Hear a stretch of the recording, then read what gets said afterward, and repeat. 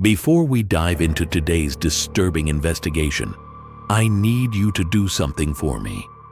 Hit that subscribe button and turn on notifications, because what you're about to hear will challenge everything you thought you knew about trust, authority, and how easily one small decision can spiral into absolute horror. And if this story shocks you as much as it shocked me, leave a like so more people can see this. Now let me ask you something. Have you ever made a decision that seemed completely innocent at the time? Maybe you took a different route home from work. Maybe you answered a message from a stranger. Maybe you agreed to help someone you barely knew. These tiny choices, they happen every single day. We don't think about them. We certainly don't imagine they could change everything. But what if I told you that one of these small decisions, something that took less than 5 seconds to make, could lead to your death? Or worse, could turn you into a monster? That's not hypothetical. That's not a thought experiment. That's exactly what happened in the cases we're going to examine today. Let me take you back to November 2025, Pennsylvania. A volunteer at Mount Moriah Cemetery noticed something disturbing. One of the old family mausoleums had been broken into, not just opened, but violently breached. Cinder blocks smashed, marble floor torn apart. Someone had descended nearly 10 feet below ground level using a rope. And when investigators looked inside, they found something chilling. The crypt belonging to Martha Hunter, a child who died in 1869, had been forced open. Her remains were gone. Her clothing vanished. This wasn't grave robbery in the traditional sense. This wasn't about stealing jewelry or valuables buried with the dead. This was something far more disturbing. Someone was stealing the bodies themselves. Over the next few weeks, the pattern continued. Different mausoleums, different families, different time periods. The perpetrator didn't seem to care whether the deceased had been buried for 5 years or 150. All that mattered were the remains. And with each break-in, the thief became sloppier. Energy drink cans left behind, cigarette butts, even a screwdriver with a name carved into it. Brian. But here's where it gets truly unsettling. Because while police were investigating these cemetery violations, something else was happening. On Instagram, a strange account had appeared. It featured artistic photographs of human skulls and bones, professional lighting, careful composition, and a caption that read, "If you know, you know, skulls and bones available, DM to inquire." Pause for a moment and think about that. Someone wasn't just stealing bodies from their final resting place. They were photographing them, selling them, treating human remains like collectible merchandise. And people were buying.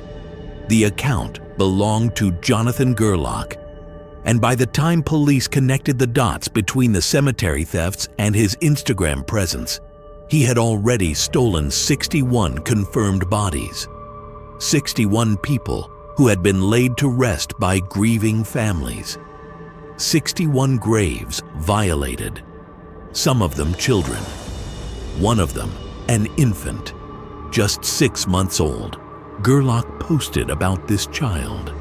He wrote, "This precious little one, just 3 or 4 years old, has recently come under my guardianship to be honored and preserved." Honored, preserved, as if ripping a child's body from its grave and photographing it for profit could ever be considered respectful. If you're feeling disgusted right now, good. You should be. And if you want to make sure more people hear this story, hit that like button and drop a comment. telling me what you think should happen to someone who does this. But Gerlach's Instagram revealed something even more troubling. In his earlier posts, he repeatedly used the phrase ethically sourced and acquired when describing both human and animal remains. He sold a Bengal tiger skull for $2,000. He displayed the remains of kittens, leopards, other exotic animals, and for a while, he claimed everything was legal, ethical, above board. Then something changed. In his later posts, particularly those from the period when the grave robbing was taking place, that phrase disappeared. No more claims of ethical sourcing, no more reassurances, just listings, just sales, just DM to inquire. Here's something most people don't know. In the United States, there's actually no federal law prohibiting the sale of human remains, with specific exceptions for Native American ancestral remains. If you own an antique skull from the 18th or 19th century, you can legally sell it to the general public. Medical institutions can purchase donor skulls through legitimate channels for educational purposes. There's a company called Skulls Unlimited that legally processes human remains obtained through body donation programs, though they only sell to verified professionals. So Gerlach operated in this strange legal gray area. Owning and selling human bones isn't necessarily illegal. What matters is how those remains were acquired. And that's where everything falls apart, because Gerlach didn't acquire these remains ethically. He stole them from graves. He violated sacred resting places. He took bodies that families had buried with love, ceremony, and the expectation that they would never be disturbed. You can tell the difference, actually, between legally obtained remains and those stolen from graves. Donated anatomical specimens show signs of preparation. Drilled holes, varnish, metal fittings. They're clean, standardized, clearly prepared for medical study. But remains taken directly from burial sites? They show soil staining, root etching, microfractures from long-term burial, sometimes fragments of coffin wood or fabric still attached, sometimes, disturbingly, remnants of the person themselves, hair, tissue, evidence of decomposition.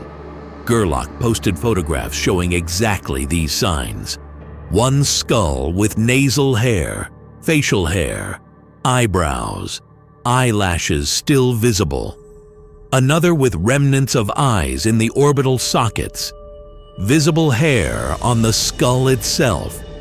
Signs of decomposition consistent with being buried in the ground. These weren't medical specimens. These were people recently exhumed, photographed, and sold. And people defended him.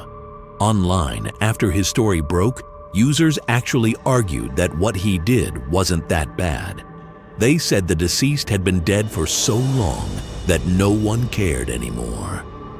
They said if they personally were dead for hundreds of years, they wouldn't mind being dug up and photographed. One user wrote, "If I had been dead for so long that the world and any potential living relatives had long since gone themselves, I wouldn't be offended if some dude dug me up and took a few cool photos." Let me be absolutely clear about why this argument fails. Because it's not about what you personally would want. It's about respecting the wishes of the deceased and their families. Different cultures, different religions, different individuals have different beliefs about the sanctity of remains and what should happen after death. Some people donate their bodies to science. Some choose cremation. Some choose burial with the explicit expectation that their body will remain undisturbed. When someone is laid to rest in a cemetery, we can reasonably assume they didn't consent to being harvested for bones and sold on Instagram. Breaking into crypts, stealing bodies. This isn't respectful. This isn't honoring the dead. This is violation. This is desecration. This is treating human beings like objects, like property, like merchandise. Let me tell you how they caught him, because this is where the investigation gets interesting. Police had been tracking energy drink cans, cigarette butts, DNA samples. They'd found that screwdriver with Brian carved into it. They'd discovered broken wooden pallets propped upright, used as makeshift ladders to climb in and out of underground vaults. But they didn't have a suspect. Then they received a tip. Someone who knew Gerlach's family mentioned that he'd recently been discovered with a partially decomposed corpse hanging in his basement.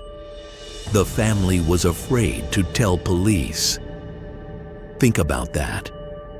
They saw a decomposing human body in his home and were too frightened to report it. Police started digging. They found that Gerlach had been charged with shoplifting tools from a hardware store, a headlamp, a rechargeable LED glow stick, a hammer drill bit, work gloves, a metal cutting wheel. Total value, about $167. During the same visit, he'd paid for over $250 worth of other merchandise. He specifically stole the tools commonly associated with burglaries. They also found his Instagram account. 147 posts. Only 2 showed Gerlach himself. The rest depicted human and animal remains. His most recent post from January 5th, 2026. If you know, you know. Skulls and bones available. DM to inquire. Among his Instagram followers was someone named Brian, the same name etched into that screwdriver found at the crime scene. According to the tip, Brian had disappeared for several days in November and later mentioned he'd been in Chicago selling a human skull. Was Gerlach working with an accomplice? Had he built a network of body snatchers and bone dealers? Police began tracking Gerlach's movements using license plate readers. His Toyota RAV4 had traveled into or near the areas where bodies were stolen on at least 5 occasions between November 2nd and December 17th. Cell phone records placed him in those same areas at the same times. On December 23rd, an officer on patrol at Mount Moriah found his RAV4 parked between 2 fallen tree limbs inside the cemetery. The positioning seemed intentional, meant to conceal the vehicle. Multiple energy drink cans were visible on the front passenger seat.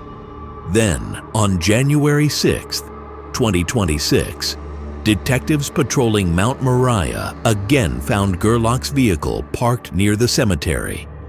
This time, they reported seeing human skulls and bones in the back seat. They arrested him shortly afterward when they observed him walking back toward the vehicle carrying a crowbar and a burlap sack. Inside the sack was a child's mummified remains.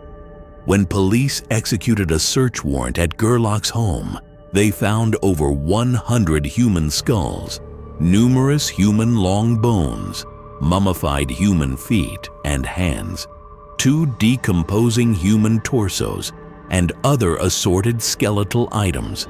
His house was essentially a charnel house, a tomb filled with stolen bodies. A leaked video allegedly from inside his house surfaced online. I'm not going to describe it in detail, but I'll tell you this. At one point in the footage, someone wearing a firearm in a holster, likely police, walks through the scene. The video shows a couch that matches the fabric and design seen in the background of Gerlach's skull photographs, and there's a visible pacemaker in the footage. A Reddit user who examined it noted, "That is definitely a real pacemaker design. Looks like a Medtronic or a Boston Scientific. That specific set of remains will be able to be identified at least. District Attorney Tanner Rouse spoke at a press conference. He said, "It is truly, in the most literal sense of the word, horrific. I grieve for those who are upset by this, who are going through it, who are trying to figure out if it is in fact their loved one or their child, because we found remains that we believe to be months-old infants among those that he had collected." Chief of Yeadon Borough Police Henry Jaworski added, "After 30 years, I can say this is probably the most horrific thing that I've seen. To the families, we all have loved ones that passed. Rest in peace is rest in peace." This definitely tears your heartstrings, especially when you see an infant. Jonathan Gerlach was charged with 489 criminal counts, 100 counts of corpse abuse. Additional charges including theft, burglary, intentional desecration of venerated objects, trespassing, criminal mischief, receiving stolen property, and desecration of historic burial sites. He was held on $1 million bail. And here's the question that haunts me. What was the small decision that led to this? Was it the first time Gerlach looked at a photograph of a human skull and thought, "I could sell that"? Was it the moment he decided to visit Mount Moriah Cemetery and noticed how run down and unmonitored it was? Was it the first time he broke into a mausoleum and realized no one was watching? One small decision, one moment where he chose to cross a line, and it led to 61 violated graves, 61 families devastated, 61 people who can never rest in peace because their remains are scattered, sold, photographed, displayed like trophies. If this story is disturbing you, if you're thinking about the fragility of the choices we make every day, leave a comment. Tell me what you're thinking, because we're just getting started. Let me transition now to a very different kind of story, but one that follows the same theme, a small decision that changed everything. Ryan Wedding was an Olympic snowboarder. Let that sink in for a moment. He represented Canada at the 2002 Winter Olympics in Salt Lake City. He competed across the Alps and Andes. He won bronze at the Junior World Championships. Commentators compared him to Ross Rebagliati, Canada's Olympic gold medalist. Ryan Wedding had talent, discipline, focus, everything you need to succeed. But on the day of his Olympic race, the weather changed. The snow softened, turned watery. His line was off. He finished 24th, 1 second short of qualifying for the next round. Years of training, all leading to that one moment. And in an instant, it was gone.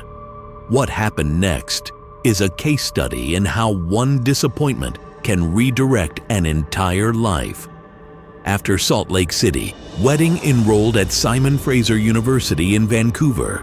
But instead of channeling his drive into academics, he focused on building his body. The slim Olympian became stockier, stronger. He began working nights as a bouncer, and that's where the small decision happened. Working at a club during the early 2000s, when Vancouver was on the brink of a gang war. A fight for control over the marijuana trade. Ryan Wedding, bouncer, started making friends with the same people he'd been hired to keep out. Friends with connections. Connections with opportunity. His girlfriend at the time noticed the shift from the quiet family type who didn't care about status or appearance to a man wearing Prada shoes and Breitling watches.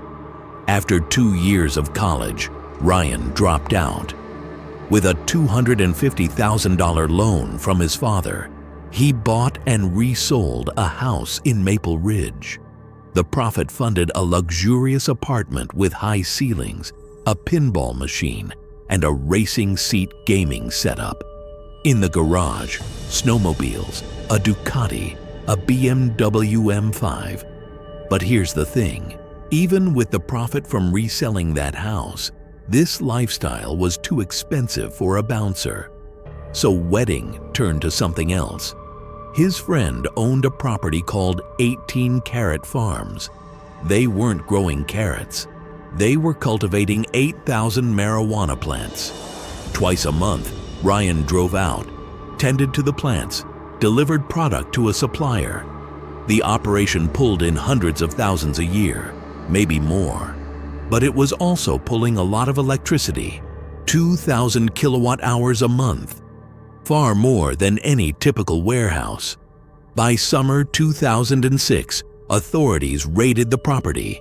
They found loaded guns in a locked safe, 6,800 cannabis plants, 86 pounds of dried marijuana, estimated value $10 million. The largest grow farm uncovered in Maple Ridge.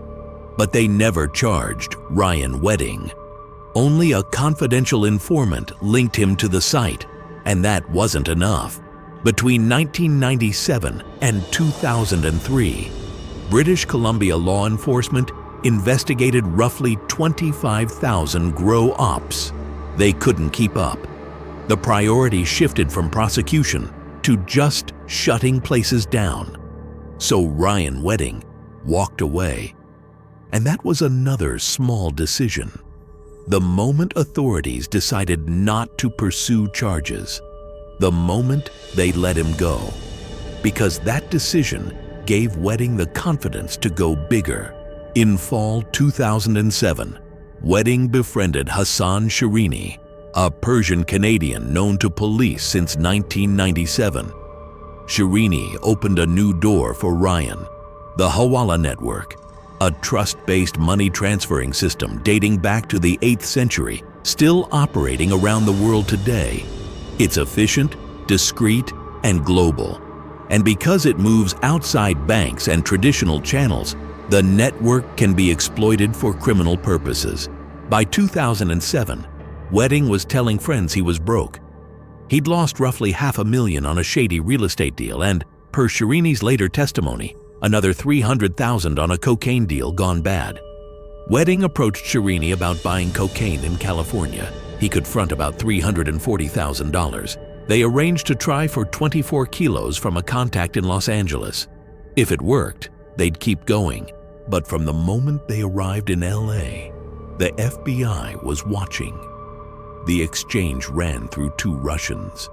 One of them, Yuri Trofimov, was an ex-KGB agent, a man whose reputation alone scared most people.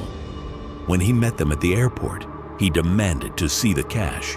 He was told they needed a few days to access it. Angry, he still agreed to the plan. Sell them a single kilo, then the rest later.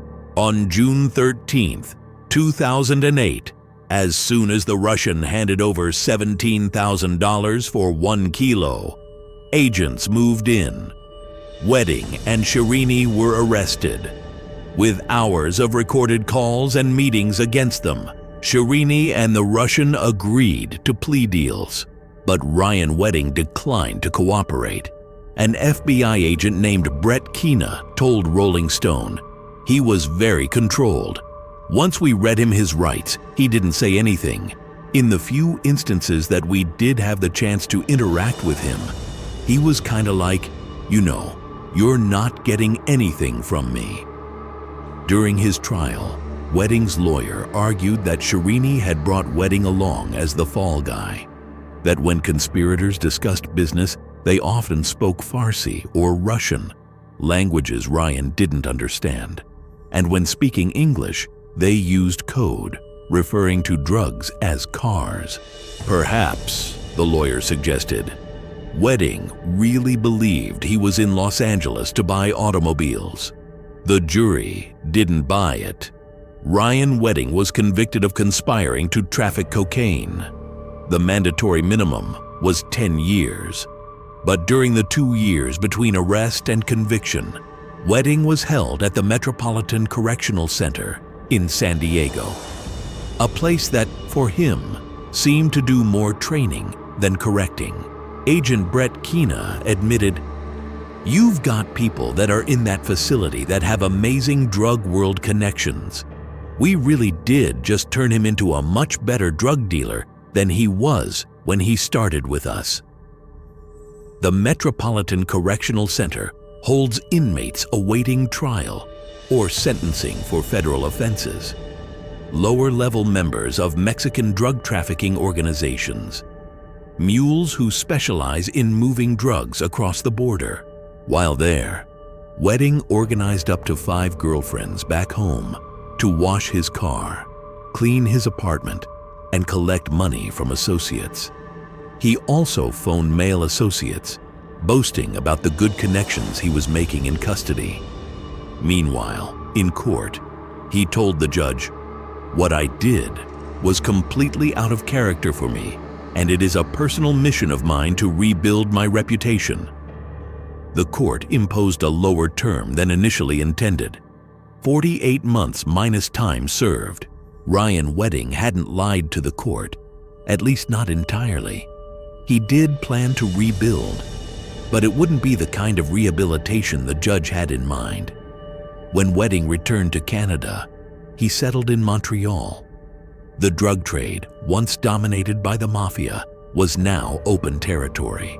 By the early 2010s, one drug kingpin was already making inroads into Canada: Joaquin El Chapo Guzman. Under his command, the Sinaloa cartel expanded into one of the largest drug smuggling networks in history, operating in more than 50 countries, responsible for the bulk of narcotics crossing the US-Mexico border. In the 2010s, its attention turned north.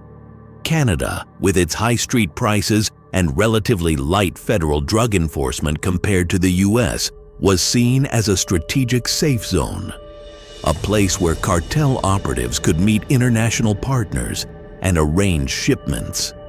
The cartel's expansion into Canada caught American authorities off guard.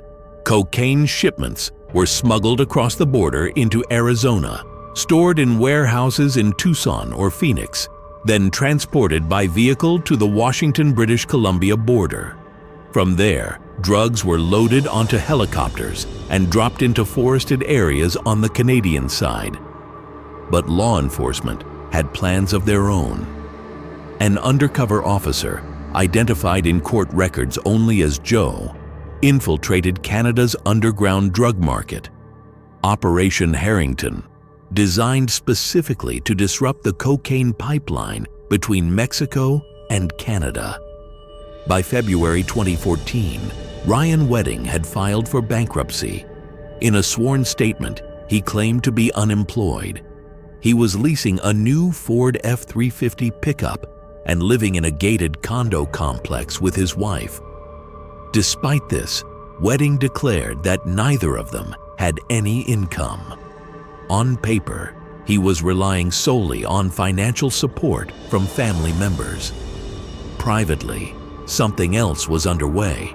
In January 2015, undercover officer Joe traveled to Montreal to meet with a man named Filipos Colaros, identified in court documents as having direct ties to El Chapo.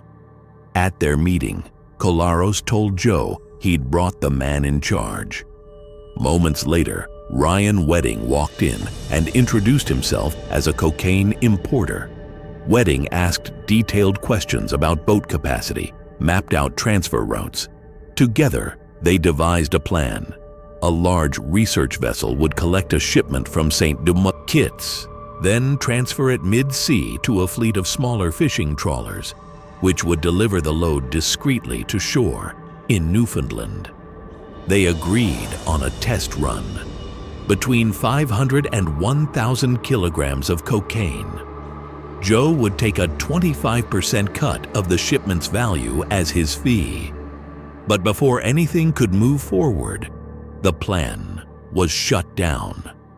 On April 20th, 2015, the RCMP launched coordinated raids across Canada and issued 15 arrest warrants. Among those named were Ryan Wedding, and Philippos Kolaros. It remains unclear whether Kolaros cooperated with the Crown, but in the end, he served just 1 day in prison. The rest was covered by time already spent in custody. Then, on the evening of November 7th, 2018, Kolaros was sitting in a coffee shop in Montreal's Little Italy when a man entered and shot him. He died that night in the hospital. The murder was never solved. But there was one clear person of interest, someone with motive and reason to fear what Kolaros might say to authorities: Ryan Wedding. When the RCMP arrived at his Montreal condo in 2015 to make the arrest, he was already gone. Authorities believe he fled the country and went straight into the protection of the Sinaloa cartel. And that's when Ryan Wedding became truly dangerous, because now he wasn't just a drug dealer. He was a cartel operative with resources, connections, and protection. According to the U.S. Department of Justice, Ryan Wedding expanded his drug smuggling operation into a billion-dollar enterprise, moving an estimated 60 tons of cocaine each year, valued at nearly $500 million, primarily through the United States and into Canada. He accumulated a series of aliases: R.W., James Conrad King, Buddy, Giant, Public Enemy, El Toro, El Jefe.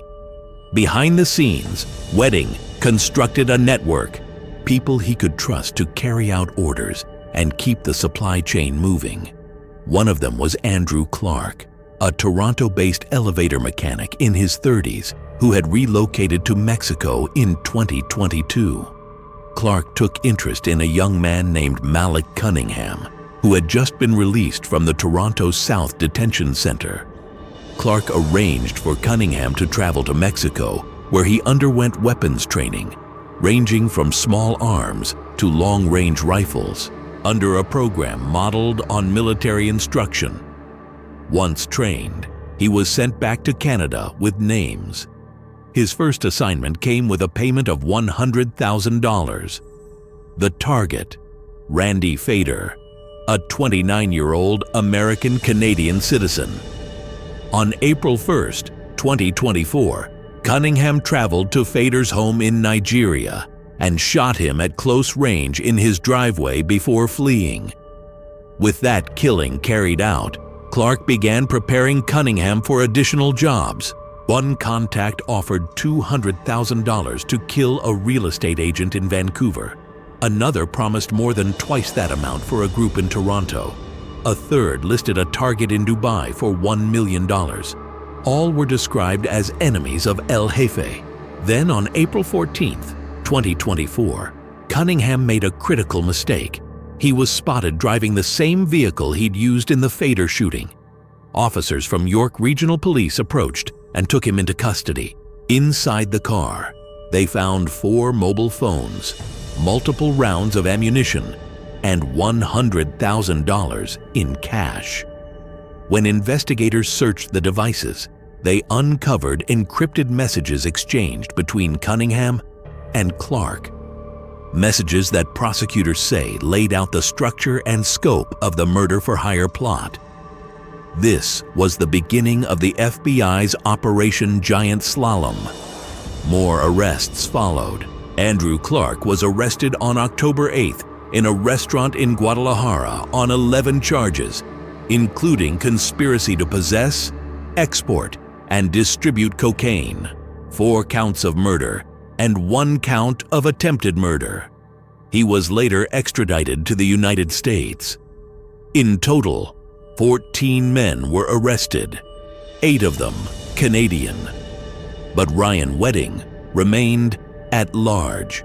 On the morning of November 20th, 2023, 28-year-old Jasprit Kaur Sidhu was woken by her father, Jagtar Singh Sidhu, 57. They had argued days earlier, but that morning there was urgency in his voice. He told her, "If we don't talk today, it will be never." Before leaving, he said, "Remember one thing. The day I die, I will tell myself that I love my daughter more than anyone else in this world. Jagtar and his wife, Harbhajan Kaur Sidhu, 55, had been visiting from India for 4 months. They were staying with Jasprit and her brother Garrett at their rental home near the Caledon-Brampton border. The couple planned to return to India in January. Until then, their visit had been peaceful. But late that night, around 11:30 p.m., everything changed. Jasprit was getting ready for bed when she saw a man standing in the hallway. She saw her father collapse from gunfire, heard her mother scream, and then there was complete silence except for the noise of gunshots. Downstairs, her close friend had heard the gunfire. He rushed outside and saw the shooter flee in the back of a pickup truck with at least one other person inside. When they were gone, he returned to the house to find Jagtar motionless outside the bathroom. There was no pulse. His wife, Harbhajan, shot multiple times, was still breathing, but barely. Police arrived nearly 20 minutes after the first 911 call. The ambulance took another 10 minutes. Harbhajan, who had been shot a total of 22 times, died in the hospital nearly 2 weeks later. Her daughter, Jasprit, shot 13 times, survived. Most of the bullets were removed, but one remains lodged in her spine. Doctors determined that removing it would carry a high risk of paralysis or coma. At first, investigators were at a loss. Why would someone target a quiet, ordinary family with such brutality? The answer came later when the investigation was handed over to the FBI. According to agents, the Sidhus were targeted by mistake. The shooter, still unidentified, was working for Ryan Wedding. He had been sent in response to a stolen drug shipment. The Sidhus had nothing to do with it. Jasprit spent 7 months in the hospital. When she finally stood again, she needed assistance with even routine tasks. She says she still hears her mother's screams every day. "I can never forget that," she said. Speaking about Wedding, her words were clear. He will have to face his karma. On March 6, 2025, Ryan Wedding was officially added to the FBI's 10 most wanted fugitives list. The U.S. Department of State announced a reward of up to $10 million for information leading to his arrest or conviction. Authorities believe Wedding is currently in Mexico, but his presence in the United States, Canada, Colombia, Honduras, Guatemala, Costa Rica, and other locations has not been ruled out. He is described as 6'3", approximately 240 pounds. His eyes are blue, his hair brown, and he may be wearing a beard or mustache. Think about that for a moment. An Olympic athlete, a man who represented his country on the world stage, a man with talent, discipline, and every opportunity to succeed. And one moment of disappointment, one decision to walk away from his sport and into a Vancouver nightclub led to a billion-dollar drug empire and dozens of murders. One small decision. If you're still watching, I need you to do something. Comment below and tell me, what's the smallest decision you've ever made that changed your life? Maybe it was good, maybe it was bad, but I want to hear from you. Because understanding how these moments shape us is the only way we can recognize them before it's too late. And while you're at it, make sure you're subscribed. Because we're not even halfway through today's investigation. Let me tell you now about a case that's even more disturbing. Because it's not about a lone criminal. It's about criminals who were supposed to protect us, who took an oath, who wore a badge, and who used that badge to commit murder. Luis Ippolito and Stephen Caracappa were NYPD detectives. They worked in the Brooklyn robbery squad. On paper, they were a mismatch. Ippolito was loud, impulsive, quick to anger. Caracappa was quiet, methodical, efficient. But somehow, they made it work. Maybe because they shared something deeper. A familiarity with the world they were supposed to be fighting. Ippolito had grown up surrounded by it.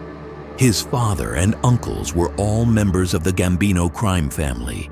Caracappa's connection was more circumstantial, but no less real. He lived across the street from Tommy Gambino, the future Gambino underboss. The two stayed in touch for years. Working side by side, the two discovered a shared understanding, an unspoken rule that the line between cop and criminal could bend when it suited them. Ippolito had his own way of enforcing order.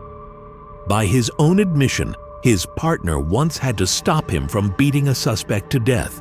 He once said, "The public will never understand the mentality of a cop, a good cop anyway. In a way, it's very similar to the mentality of organized crime. You do what you have to do and don't think twice about consequences." In 1978, while working undercover in narcotics, Caracappa built a case against a dealer. But when the dealer was arrested, Caracappa didn't stop there. He visited the dealer's wife, who was out on bail, and told her, "You know, I can help your husband when it comes time for trial. Remember, I'm holding all the aces." According to her, he later drove her to a motel near the highway where he assaulted her. Afterward, he told her, "If you say anything, no one's going to believe you." And he was right. For nearly 3 decades, both men would use their badges to protect themselves from suspicion and to hide what they really were: killers for hire. On the afternoon of November 4th, 1986, Peter Mitchell, a 29-year-old former Marine, was running along the Belt Parkway in Brooklyn when he saw a gray Oldsmobile pulled to the side of the road. Inside sat an older, heavy-set white man with graying hair. Beside him, a young black woman in a brown fur coat, staring blankly toward Jamaica Bay with what Mitchell described as a dead stare. Mitchell ran on, but when he circled back about 40 minutes later, the same car was parked in a grassy area near a horseback riding school. He watched as the driver got out, walked around, and began pulling something from the passenger side.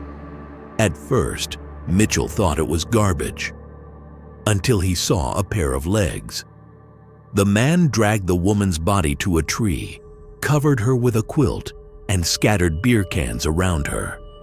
Then he looked up and saw Mitchell watching.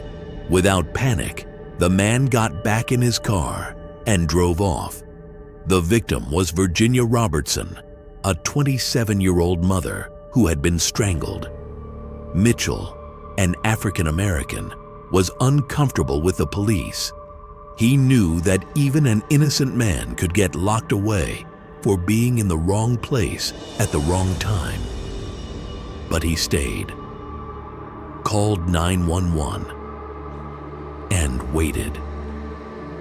The first detective on the scene collected evidence and took Mitchell's statement. The description he gave matched a local car thief with known mafia ties. But before the detective could follow up, Luis Ippolito arrived. Ippolito immediately sent everyone home. When Mitchell pointed out beer cans near the body, possible fingerprints, Ippolito tossed them in the trash.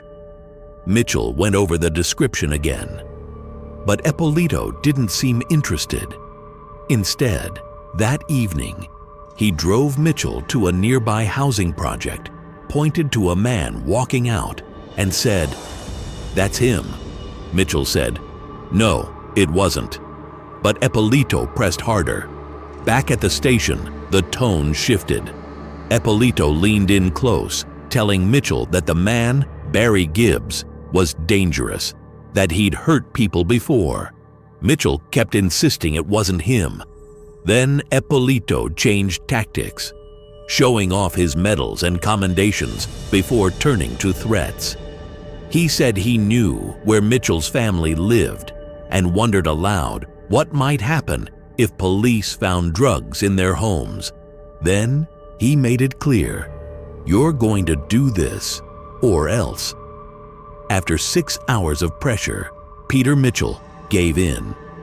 A few days later, Barry Gibbs, a mailman and Navy veteran who had fallen into addiction, was arrested outside his apartment. He maintained his innocence. He didn't even ask for a lawyer. "An innocent man has nothing to hide," he said later. "What do I need a lawyer for? I didn't do anything." But at the lineup, Mitchell identified him. The following year, he testified against him while Ippolito watched from the back of the courtroom. With no DNA, no fingerprints, no proof whatsoever, the jury relied fully on that testimony. Barry Gibbs was convicted of second-degree murder and sentenced to 20 years to life. It never became clear what Ippolito's motive was. Was it to boost his own reputation? To protect a mafia member? To gain their trust? Whatever his motive was, there was no going back anymore. For Louis Ippolito and Stephen Caracappa, being detectives wasn't enough. They wanted more: money, power, the same respect that a man in the mafia commanded. So Ippolito turned to his family. His cousin, Frank Santora, a Gambino associate, started asking around for anyone who might need help from two well-placed NYPD detectives. While serving time in federal prison, Santora had formed a friendship with Bert Kaplan, a Jewish mobster who operated by the same codes as the mafia itself. Kaplan was disciplined, business-minded, and loyal to the Lucchese family. When Santora mentioned his cousin and his cousin's partner, Kaplan listened. Santora said they were willing to do business on the side, and if Kaplan had any serious problem, they were capable of doing a murder. Kaplan hesitated. He'd been around long enough to know that doing business with a cop, no matter how dirty, was dangerous. Still, the offer stayed in the back of his mind, and not long after, the opportunity to use their services would come. On August 2nd, 1985, Israel Greenwald stepped off a flight from London and into the hands of the FBI. Greenwald, a 35-year-old diamond dealer from Queens, had unknowingly cashed 2 stolen U.S. Treasury bills for a man named Herman Tabak, who was secretly working in partnership with Bert Kaplan. When Greenwald presented his passport at the airport, agents pulled him aside. He told investigators he didn't know the bills were stolen. Agent Beverly Bertzer believed he might be telling the truth. She asked him to stay in contact. Days later, Herman Tabak showed up at Greenwald's house, warning him not to talk to anyone or he would be sorry. Agent Bertzer urged Greenwald to cooperate. He agreed to wear a recorder for a follow-up meeting with Tabak, but the plan fell apart when Tabak discovered the device. The FBI decided to pause the case and let things die down. Months passed.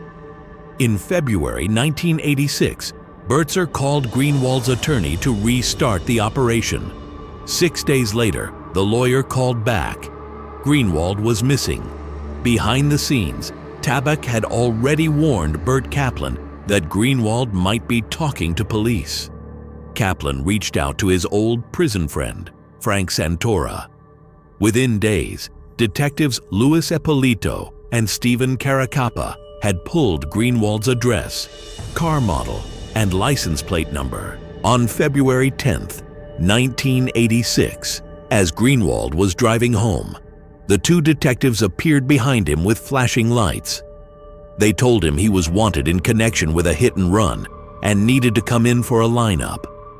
He got into their car without hesitation, but they never took him to the station. That same afternoon, they met Santora at an auto repair lot on Nostrand Avenue. Inside the garage, they killed Israel Greenwald.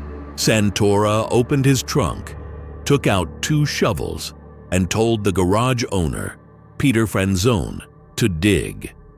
Franzone later said, "Frankie told me that I got to help bury the body because I'm an accessory, and if I didn't help him, if I go and tell anybody, that he would kill me and my effing family." Franzone dug a 5-foot hole into the dirt floor. They placed Greenwald's body inside, poured lime over it, and sealed the grave with concrete. That night, Greenwald's wife, Leah, waited for him to return home. When he didn't, she called police. The FBI later found his car abandoned in long-term parking at JFK Airport and assumed he'd run. But Leah refused to believe it. For the next 20 years, she and her 2 daughters lived without answers. No body, no evidence, no closure. The murder of Israel Greenwald was a test run, proof that Louis Ippolito and Stephen Caracappa would really be up for the job. For Burt Kaplan, and by extension the Lucchese family, the detectives were a new kind of weapon. The mafia already had hitmen, but these 2 had badges.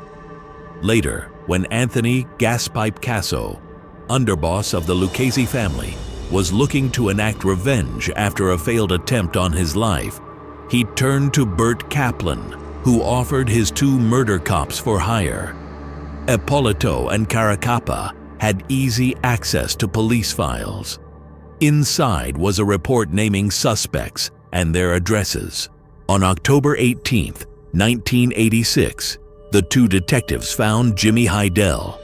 They flashed their badges, handcuffed him, and told him he was wanted for questioning. Heidel, probably thinking this was an official police inquiry, was cooperative. But as the drive went on, he eventually realized they weren't heading toward a precinct. Instead, they took him to the same garage where they had taken Israel Greenwald. Inside waited Frank Santora. Jimmy Heidel was never seen again. But this wasn't the end of Casso's revenge. 2 more names remained on his list: Nicky Guido and Bobby Borriello. According to Burt Kaplan, when Casso asked for Guido's address, Detective Ippolito demanded an extra $4,000. Casso found that greedy and refused, so the detectives eventually gave him the address. On Christmas Day, 26-year-old Nicky Guido stepped out to show his uncle his new car. As they sat side by side in the vehicle, Nicky was pointing out dashboard controls when 2 men approached, raised their guns, and fired through the windshield. Nicky Guido threw himself over his uncle, shielding him, and died seconds later.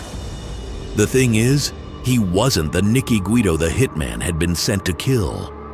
There were 2 men named Nicholas Guido, 3 years apart, living in nearby Brooklyn neighborhoods.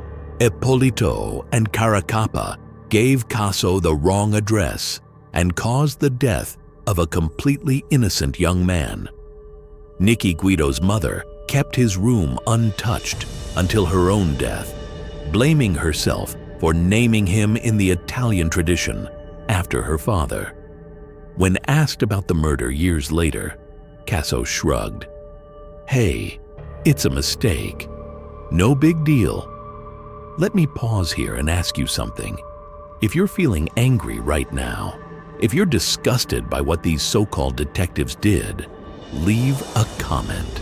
Tell me what you think justice should look like for people who betray their oath like this, because we're about to see how they finally got caught.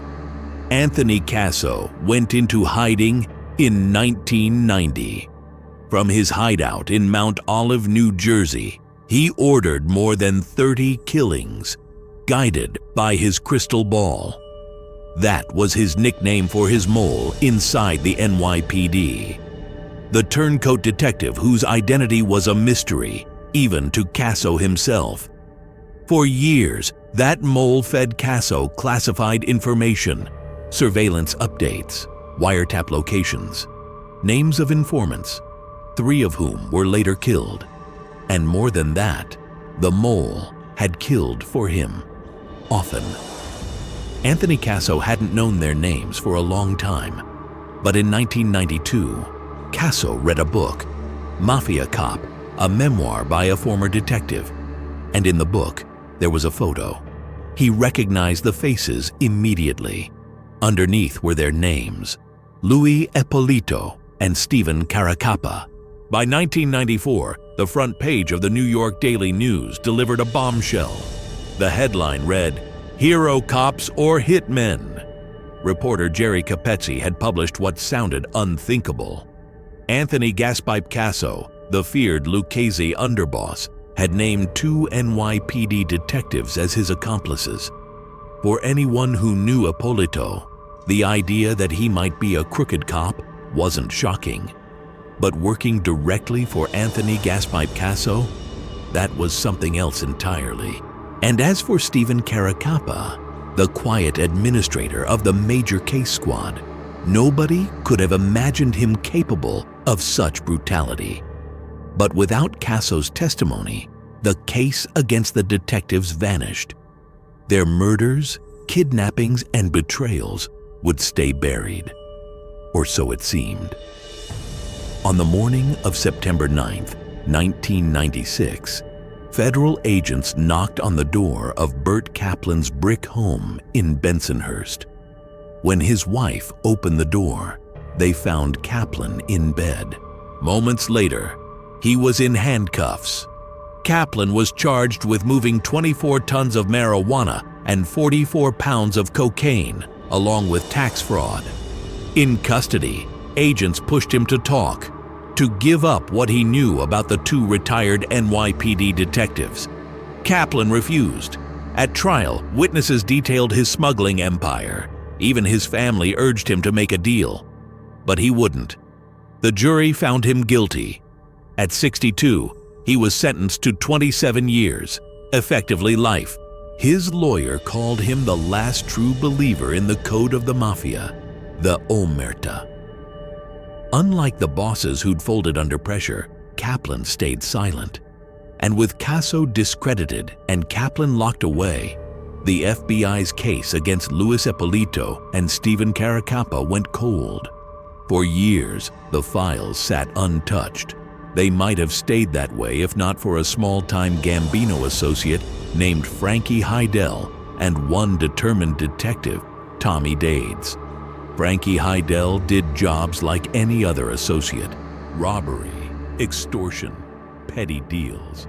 But after a murder gone wrong and a parole violation, he agreed to cooperate with law enforcement. That's how he met Detective Tommy Dades.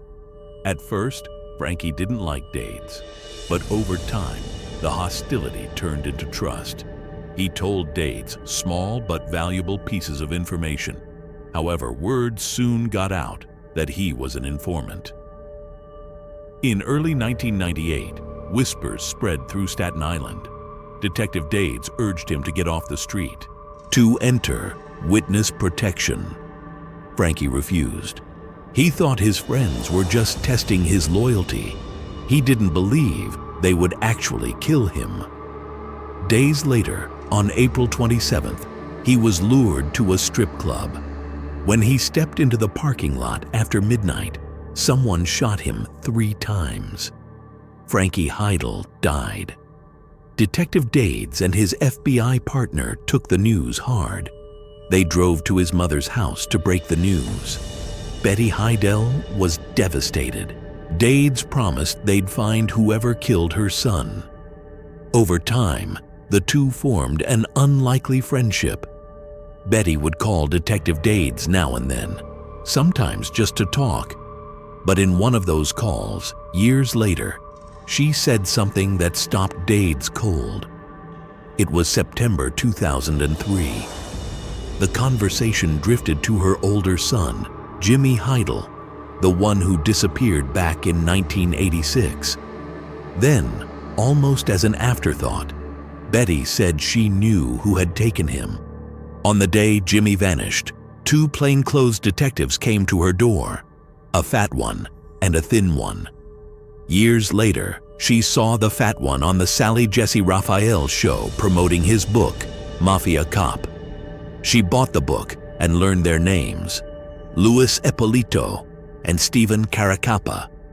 That revelation sent Dades digging through 10 boxes of evidence that had sat untouched for years. He started connecting dots no one else had. Caracappa had taken a day off the very day diamond dealer Israel Greenwald vanished. He'd also made notes about Lucchese turncoat Anthony DeLappy just before the man was executed in Los Angeles. But the real breakthrough came from a digital breadcrumb. Dades found that on November 11, 1986, Caracappa had run a search for Nicky Guido. 44 days later, that innocent Nicky Guido was dead. It was the first hard proof that Casso had been telling the truth all along. After 9 years behind bars, Bert Kaplan was old, sick, and out of options. For nearly a decade, he'd refused every deal offered. But when investigators pressed again in 2004, Kaplan hesitated. He'd spent too long protecting men who probably wouldn't do the same for him. Deep down, he was afraid that if he didn't flip, Ippolito and Caracappa eventually would. And when they did, they'd point the finger at him. So Kaplan decided to do it first. With his cooperation, prosecutors finally had what they'd been missing for nearly 20 years: a credible insider who could prove that two NYPD detectives had secretly been working for the mafia. On March 9, 2005, nearly 20 years after they started working for Casso, Luis Ippolito and Stephen Caracappa were out for dinner in Las Vegas when agents closed in. Caracappa raised his hands without protest. Ippolito resisted before being forced to the ground. Hours later, agents raided Ippolito's home, finding 116 firearms, assault rifles, a sawed-off shotgun, a revolver engraved Mafia Cop Luis Ippolito, and pictures documenting Ippolito's ties with mobsters. The next day, the indictment was unsealed in Brooklyn. It accused the two of 8 murders, 2 attempted murders, kidnapping, money laundering, compromising state and federal investigations, and leaking the names of informants, 3 of whom were later killed. The Justice Department called it the most shocking case of police corruption in New York history. Across the country, Nicky Guido's mother saw the news. Her surviving son called her. "We never thought 18 years later this would turn up. We had left it alone." And for one man, the arrests meant freedom. Barry Gibbs, the postal worker framed for murder by Detective Ippolito, had spent 19 years in prison. When agents searched Ippolito's house, they found the original homicide file he'd taken when he retired. It was all the Innocence Project needed to reopen the case. Peter Mitchell, the original key witness, recanted, admitting he'd lied after being threatened by Ippolito. On September 29, 2005, Barry Gibbs walked out of court a free man. On March 6, 2009, Judge Jack Weinstein handed down the final sentences. Luis Ippolito was sentenced to life in prison plus 100 years with a $4.75 million fine. Stephen Caracappa received life in prison plus 80 years and a $4.25 million fine. Stephen Caracappa died behind bars in 2017, age 75. Luis Ippolito outlived his partner by 2 years. He died in 2019, age 71. Their former benefactor, Anthony Gaspipe Casso, remained in prison for more than 2 decades. He contracted COVID-19 in late 2020. He died from complications of the virus on December 15, 2020. It's unsettling to consider how differently things might have unfolded if Luis Ippolito hadn't chased the spotlight by publishing his book, Mafia Cop. Anthony Casso may never have been able to rat out his crystal ball, and if he hadn't sat under the studio lights of the Sally Jesse Raphael show, Betty Heidel might never have been able to tell police who took her son. 2 decisions driven by ego set off a chain reaction that exposed everything. 1 small decision. That's all it takes. Before we move to our next case, I want to ask you something. Are you still with me? If you are, drop a comment right now. Tell me which story so far has shocked you the most. And if you haven't already, hit that subscribe button. Because what's coming next is something you won't believe. On Saturday, December 13th, 2025, the Brown University campus was in the middle of finals week. Inside the Baruch and Holly building, students came and went throughout the day. The building's exterior doors were unlocked, as they typically were during daytime hours. Anyone could walk in. No ID, no security screening required, but someone had been watching the building for weeks, and it hadn't gone unnoticed. A custodian had seen an unusual person on campus multiple times, much older than a student, but not a professor or staff member. The custodian saw the strange man pacing the hallways, looking into classrooms, even ducking behind a bathroom to avoid being seen. But the custodian didn't find it unusual enough to report. Around 2 p.m., students began arriving for an economics review session in room 166, a large 186-seat auditorium-style classroom. The session was optional, led by a 21-year-old teaching assistant who wanted to help students prepare for their upcoming final. At approximately 4:03 p.m., as the review session was winding down, the door to room 166 opened. Someone rushing in with a last-minute question, but it was not a student. He was stocky, about 5'8", perhaps 200 pounds. He wore all black pants, a black jacket, black shoes, and a black medical face mask that concealed most of his features. On his head, he wore a black knit cap pulled low over his forehead. In his right hand, he carried a small black satchel. In his left, a 9mm handgun. As the gunman entered the room, he raised his weapon and opened fire without hesitation. He moved through the classroom, firing round after round. Students dove under desks, ran for exits. Some were frozen in terror. Others were hit before they could react. 2 students were killed. One of them wasn't even enrolled in the course. He simply came to help a friend prepare for the exam. 9 other students were wounded. The teaching assistant, miraculously, was unharmed. But the psychological damage to everyone in that room would last forever.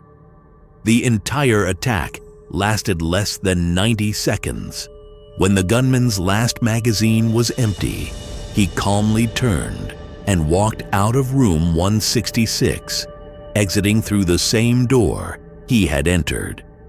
He moved through a section of the building with limited surveillance coverage toward the Hope Street exit, and then he was gone. Almost as soon as the shots had been fired, students immediately started posting reactions on SideChat. an anonymous social media platform for college students, warning others of an active shooter. At 4:22 p.m., 19 minutes after the first shot was fired, Brown University Public Safety issued an alert. Active shooter near Baruch and Holly Engineering. Run, hide, fight, shelter in place. Providence Police, Rhode Island State Police, FBI agents, and tactical teams descended on Brown's campus within minutes. Helicopters circled overhead. SWAT teams swept through buildings. Officers went door to door, clearing classrooms and dorms, searching for any sign of the gunman. But the killer had vanished. Inside the Baruch and Holly building, he left behind an unimaginable scene of chaos and carnage. Pools of blood and shell casings littered the floor of room 166. At least 44 rounds of 9mm ammunition had been fired. The students who had survived hid in locked bathrooms and barricaded offices, terrified the shooter would return. Outside, thousands of students were evacuated from campus buildings. Many of them had fled their dorms without shoes, coats, or even phones, leaving their loved ones in the crippling position of not knowing if they were alive or dead. But while students were sheltering in terror, investigators were facing their own nightmare. They had almost nothing to go on. The students confirmed that the shooter had been wearing a mask and a hat to conceal any identifying features. When authorities checked the cameras, they discovered he had moved through parts of the building with limited camera coverage. Brown University had over 1,200 security cameras installed across campus, yet not a single one had captured a clear image of the gunman's face. The cameras did show the chaos after the shooting, the students running, the police response, the frantic evacuation. But they didn't show the shooter entering the building or leaving. The campus remained on lockdown throughout the night. Students on campus were too afraid to sleep. The entire East Side neighborhood was paralyzed with fear of a potential round two. Investigators worked through the night, reviewing every second of surveillance footage they could find. They canvassed the neighborhood, knocking on doors, asking residents if they had seen anything suspicious. They collected witness statements from students who had been in the building. They processed the crime scene, collecting shell casings, examining ballistic evidence, searching for any clue that might lead them to the killer. None of it helped. The shooter had been meticulous. He left no identification or personal items behind. Just 44 spent shell casings in a classroom of victims. By Sunday morning, the reality was clear. Whoever did this had planned it carefully, and he was still out there, possibly planning his next attack. At approximately 3:45 a.m. on Sunday, December 14th, less than 12 hours after the shooting, Providence Police received a tip. Investigators descended on a Hampton Inn in Coventry, Rhode Island, about 20 miles from Providence, detaining a man they described as a person of interest. Within 2 hours, Brown University finally lifted the shelter-in-place order.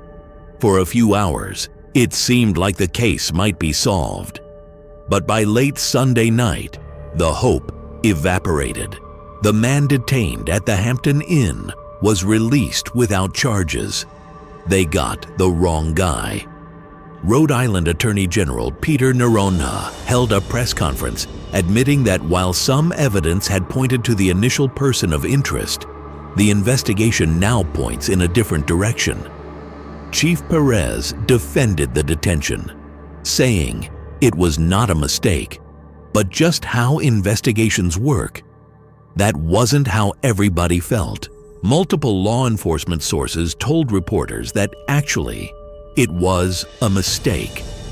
They claimed that the investigation had to effectively restart after early missteps, and that the process had been set back by several hours. Every hour in an investigation like this is precious. Hours when the real shooter was getting further away, covering his tracks, possibly even fleeing the state. To the terrified public, it signaled the most worrying sign of all. Law enforcement had no idea who they were looking for. By the next day, investigators were back to square one. They released new images and video of a person of interest, a stocky man in dark clothing and a face mask walking through Providence's streets. But the footage was blurry, distant, and maddeningly vague. The man's face was completely obscured. His features were indistinguishable.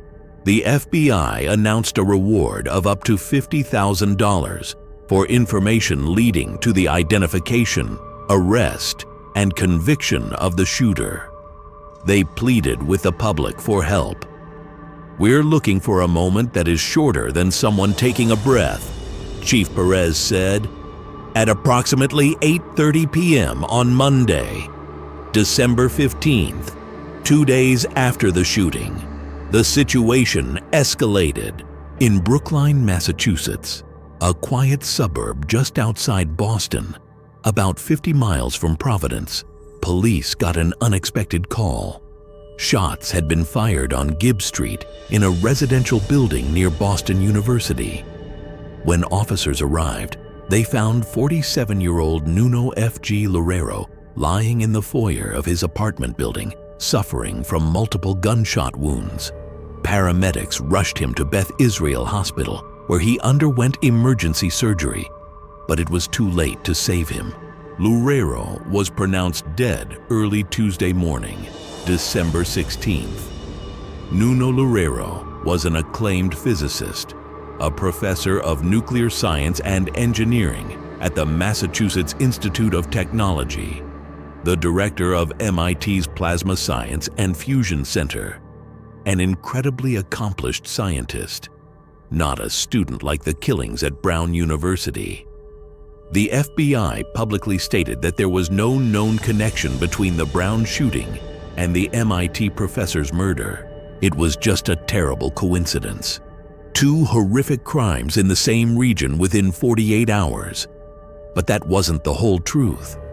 Behind the scenes, investigators were starting to notice troubling similarities between the cases.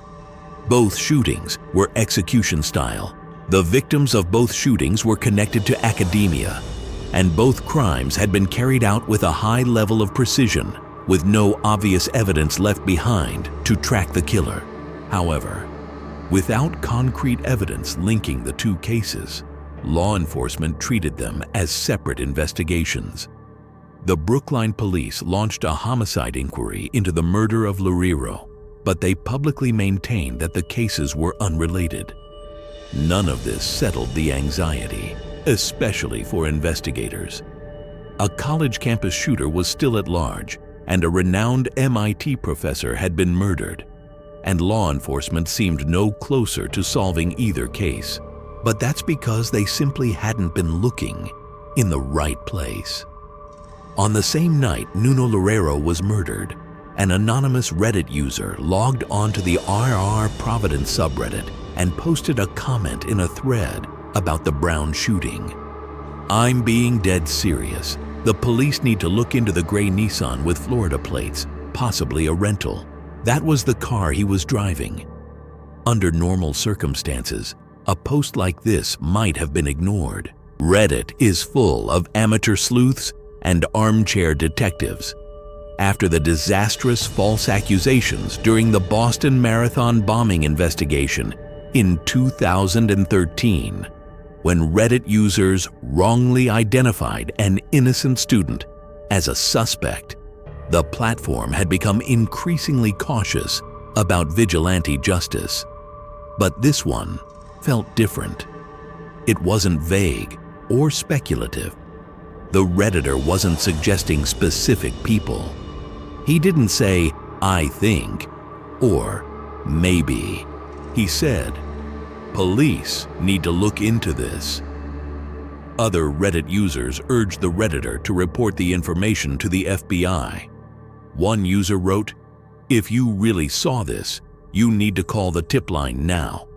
The Redditor replied, "I already did." By this point, investigators had received hundreds of tips, nearly 200 of them considered actionable. The Redditor's tip was just one of many, and as a result, it was lost in a pile. But the next day, someone at the Providence Police Department saw the Redditor's comment. One detail immediately caught their attention: a gray Nissan with Florida plates, possibly a rental. Up until that moment, investigators had not connected any vehicle to the shooter. The Redditor's tip may have done exactly what authorities were struggling to do: identify a tangible piece of evidence that they could actually trace. If it was legitimate, investigators began combing through their surveillance footage, this time specifically looking for a gray Nissan sedan. They found one, captured on multiple cameras throughout the day on December 13th, moving through the streets near Brown's campus. Using license plate readers, investigators found multiple hits on a gray Nissan Sentra sedan with license plate 62DQEV from Florida in the area around Brown's campus on and leading up to December 13th. Flock cameras captured the Nissan 14 different times in the Providence area on December 1st, 12th, and again on the 13th, the day of the attack. Most telling of all, that day, the vehicle had been circling the neighborhood for hours before the shooting took place. With the license plate in hand, investigators traced the vehicle to Alamo Rental Car in downtown Boston. The car had been rented out on December 1st, nearly 2 weeks before the shooting. Detectives obtained security footage from the Alamo facility, and there, finally, they had what they desperately needed: a clear image of the renter's face. His name was on the rental agreement: Claudio Manuel Neves Valente, a 48-year-old Portuguese national. But before investigators could move forward, they needed to talk to the Redditor, who had led them to this suspect in the first place. The problem was, they still had no idea who he was. However, their investigation did lead them to a second person of interest who would break open the entire case. Investigators released security footage capturing this individual having some kind of confrontation with the prime suspect near the corner of Cook and Benevolent Streets, just 2 hours before the attack. That man, it turns out, was a homeless man and former Brown student who now often sleeps in the basement of the Baruch and Holly building. On Wednesday, December 17th, after seeing himself in the surveillance footage, the homeless student approached Providence police officers near Brown's University Alumni Hall. He told them he wanted to talk. He had information about the shooter. Officers immediately brought him to the police station for an interview and were surprised to discover that this homeless former student was also the Redditor who had drawn attention to the gray Nissan. Investigators have since referred to this man as John. What John told them was extraordinary. According to the affidavit, John's encounter with the shooter began at approximately 1:45 p.m. on Saturday, December 13th, more than 2 hours before the attack. John had been inside the Baruch and Holly building using a ground floor restroom across from the auditorium where the shooting would later occur. While in the restroom, John noticed another man inside wearing a surgical mask and dark clothing. John made eye contact with him, and immediately, something felt wrong. His clothing was inappropriate and inadequate for the weather. It was December in New England. The temperature was in the 30s. Yet this man was dressed as if he were trying to hide, not stay warm. John left the restroom, and soon after, so did the masked man. And then, as John later described it, a game of cat and mouse began. John followed the man outside, keeping his distance, watching him move through the residential streets around Brown's campus. The man walked to a gray Nissan sedan with Florida plates parked behind the Rhode Island Historical Society, just 3 blocks from the Baruch and Holly building. The man approached the car, unlocked it, looked inside, then locked it again, and walked away. John thought this was strange. Why would someone unlock their car, not get in or grab anything from it, then lock it again and keep walking? When John approached the car and peeked in the window, he noticed 2 fanny-style bags on the rear floorboard on the passenger side. The man circled the block. John kept following. Every time they made eye contact, the man changed direction, as if trying to lose or evade him. At one point, John called out to him, "Your car is back there. Why are you circling the block?" The man turned around. He stared at John, and then he responded, "I don't know you from nobody." Then repeatedly asked, "Why are you harassing me?" John decided to back off. He watched the man approach the Nissan one more time, then walk away again. John stopped following him after that. A little over 2 hours later, the shooting occurred. When John saw the surveillance images released by police, he immediately recognized the man.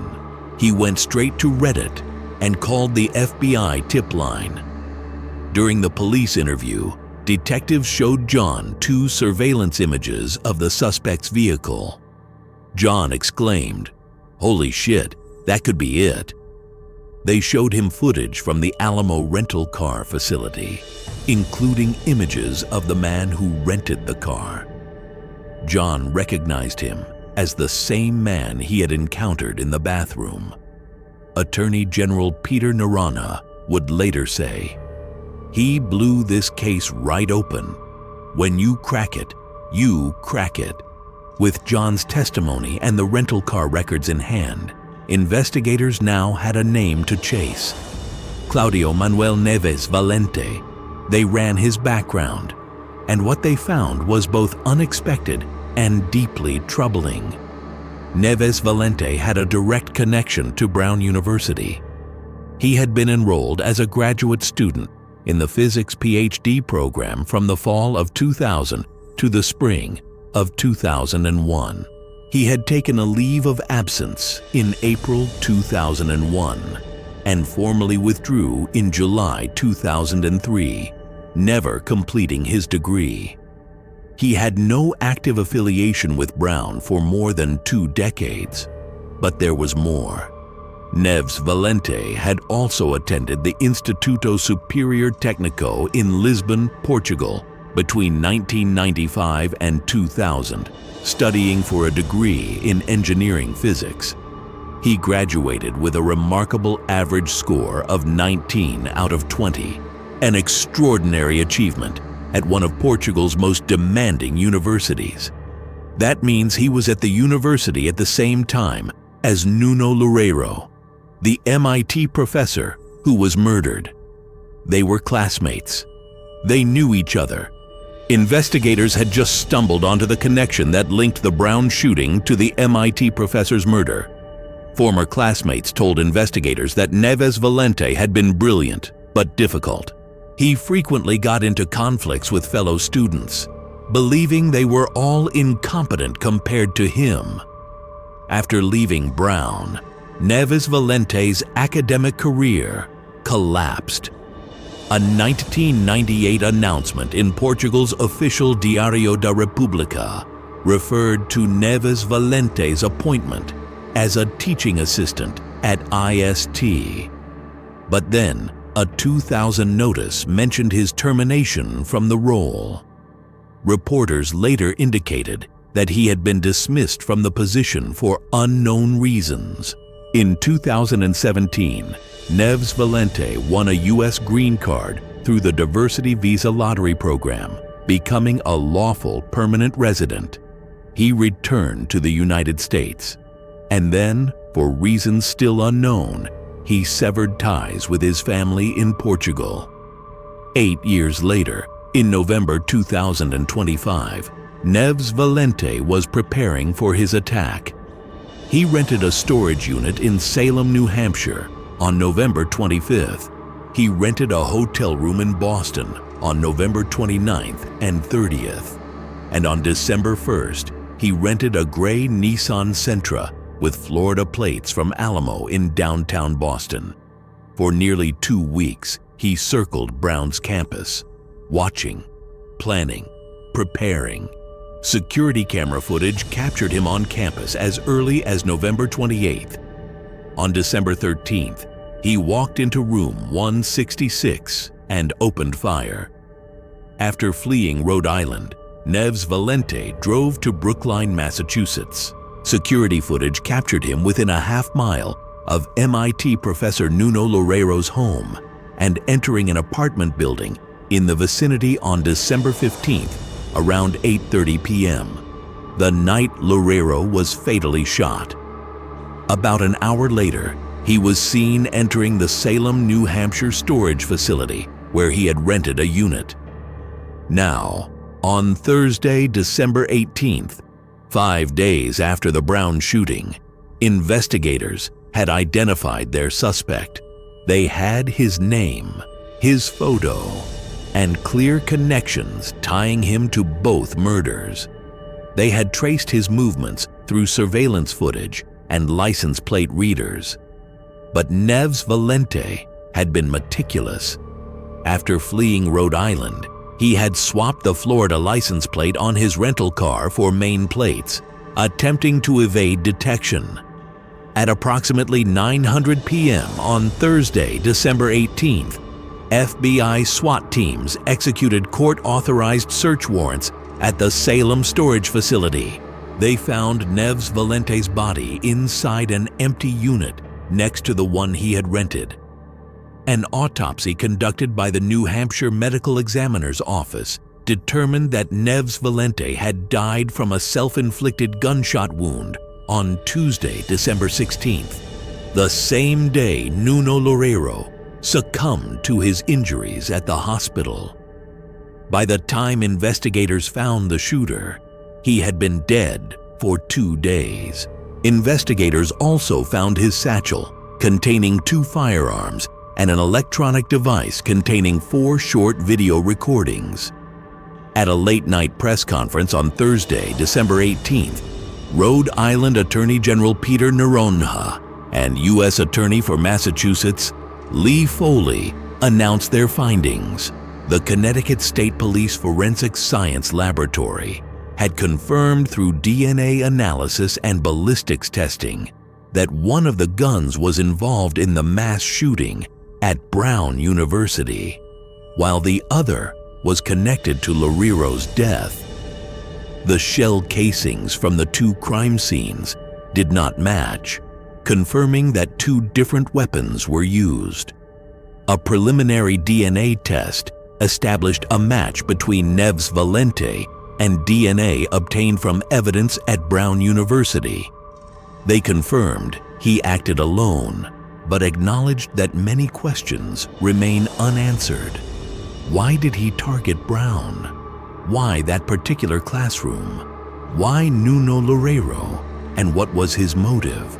The manhunt was over, but the mystery of why it happened was far from solved. Over the holidays, as Brown students scattered to their homes off campus, FBI agents spent their days analyzing the electronic device found with Neves Valente's body. It contained 4 short videos that Neves Valente had recorded in the storage unit after the murders. In the recordings, he confessed to the murders, though made no specific comment on the murder of the professor. He explained that he had been planning the Brown University shooting for a long time. At least 6 semesters, he said. And he made clear that Brown University was his intended target. But he refused to explain why. In fact, Neves Valente showed no remorse and no interest in explaining any of his actions, other than to say, "I'm not going to apologize because during my lifetime, no one sincerely apologized to me." The FBI has since released the video transcripts, but their contents remain open to interpretation. He acknowledged that the killings were, quote, "incompetent," and claimed that they were triggered by John's confrontation and that he had no real ideology. He said his only objective was to leave more or less on his own terms and to ensure that he wouldn't be the one who ended up suffering the most from all this. But he never mentioned his former classmate, Loureiro. Law enforcement sources have told ABC News that Neves Valente described having 20-year grudges that propelled him to buy guns and carry out shootings. But these aren't mentioned in the videos. Even with the recordings, investigators still don't have a clear motive. Why did he target Brown after more than 2 decades away from the university? Why did he shoot students who had no connection to him? Why Nuno Loureiro, a former classmate who had become a successful physicist? Some believe the answer lies in that last question. Neves Valente was clearly a genius in his classes, yet he had failed to achieve lasting professional success. Loureiro, on the other hand, went from success to success. The most popular theory is that Loureiro represented something that Neves Valente could never achieve. But law enforcement officials emphasized that Loureiro had no recent contact with Neves Valente and described the attack as a deliberate, unilateral act of criminal violence carried out against a victim unconnected to his personal or professional failures. And that brings us back to the central question of today's investigation. What was the small decision? For Neves Valente, was it the moment he decided not to complete his PhD at Brown? Was it the moment he was dismissed from his teaching position in Portugal? Was it the day he won that green card lottery and returned to the United States? Was it the first time he visited Brown's campus after 20 years and felt that old resentment resurface? One small decision. One moment where he chose to let a grudge fester instead of seeking help, and it led to the deaths of innocent people. On Wednesday evening, John, the homeless Redditor who solved the case, posted on Reddit one final time. "Respectfully, I have said all I have to say on the matter to the right people." He never revealed his real name. As of this video, he has given no interviews. He simply did what he thought was right and then disappeared back into anonymity.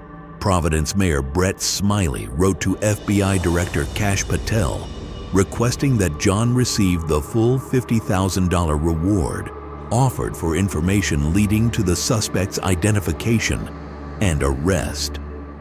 Fellow Reddit users on the IR Providence subreddit had already flooded the forum with praise for Reddit Guy.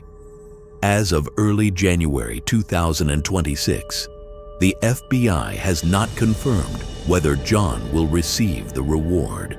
The Bureau maintains a long-standing policy not to comment on whether reward money has been paid and to whom. On January 5th, 2026, Rhode Island Hospital announced that all 9 victims who were treated for gunshot wounds had been discharged. The last victim was released in stable condition after spending more than 3 weeks in the hospital. All are expected to survive. Let me pause and ask you one final question before we finish today's investigation. If you've made it this far, if you're still watching, I need you to do something for me. hit that like button, subscribe to this channel, and leave a comment telling me what you learned today.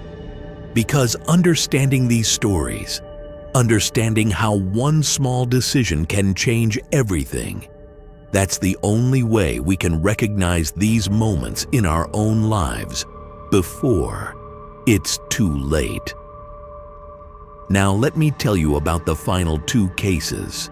In July 2025, an extremely disturbing set of videos and images were uploaded to a shock site, the likes of which the internet had never seen.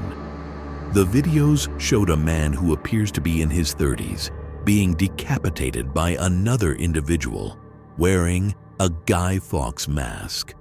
The execution was methodical, prepared, filmed from multiple angles.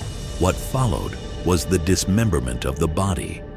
The executioner worked with a level of ease, suggesting this was not his first time. The scene was prepared in a highly methodical way, with several phone cameras mounted on tripods, capturing the act from multiple angles.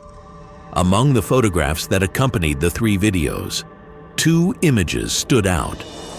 One shows certain organs prepared in a curry-like dish, suggesting cannibalism. The second shows the executioner holding the victim's severed head while taking a mirror selfie. This photo reveals key identifying features of the killer: a stocky, muscular build, a balding, middle-aged appearance, a scar above his left eyebrow, a dark birthmark running from his right bicep to the armpit, and a tattoo on the right bicep that translates to "that day 13 to 9. Vietnamese internet sleuths believe that before the video and images were leaked to the shock site, they first appeared on a private Chinese-language Telegram chat dedicated to the sharing and selling of graphic material. From a leaked screenshot, the chat shows the pricing for access to the images and videos: 98 yuan, $13 for partial access, and 198 yuan, $28 for premium access. While nothing was confirmed at the time, the available footage strongly suggests the act was driven by an intense carnal fixation, and the monetization of the footage appears to have been an afterthought. But regardless, there were more pressing questions. Who was the victim? When the videos first leaked to the public, they were spread quickly across Vietnamese forums, and online communities began investigating. Soon, one name surfaced: Nguyen Xuan Dot. Once his identity was suggested, internet sleuths located an inactive Facebook profile of the same name. The account's last post was dated June 10th, 2025, 1 month before the videos went viral. It read, "From now on, I'm logging off this account for good." Digging into the account's history, users found years of posts showing Dot repeatedly expressing a long-standing fixation. In 2022, he wrote, "Feeling bored. Might look for someone to call and chat about beheading. Anyone interested?"